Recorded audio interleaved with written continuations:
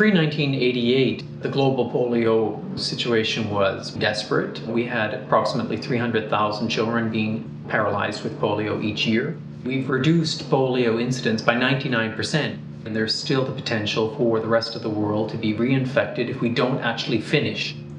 Nigeria has been on a bit of a roller coaster with polio eradication. One of the challenges that we have in northern Nigeria is making sure that we reach almost every child in almost every single settlement, enough so that the polio virus has nowhere left to go.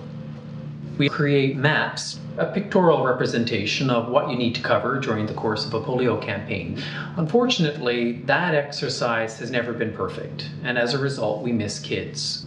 One of the gaps in our microplanning process is that we don't have enough tools to make sure that we're capturing all of our boundary areas, especially settlements that sit between boundaries, because those are the people who are most likely to be missed.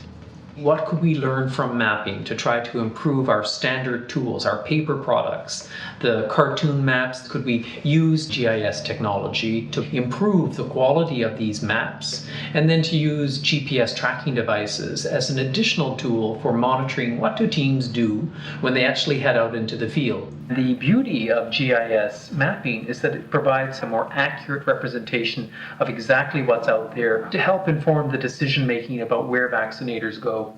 It makes it possible to think about the distance between these communities so that you can be efficient around how you deploy your teams. It also captures those settlements that are in boundary areas that perhaps have been missed, because you've really got to sit together with people and decide who's now going to cover each one of these settlements. GPS tracking is a very simple process. Vaccinators have got to carry an Android phone. They return it at the end of their shift.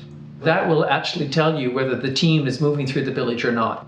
Immunizing kids in front of the village chief's house is not what they're expected to do. They have got to visit every household, because there will be children who will not come to the village chief's house because the parents want to be convinced or they have questions.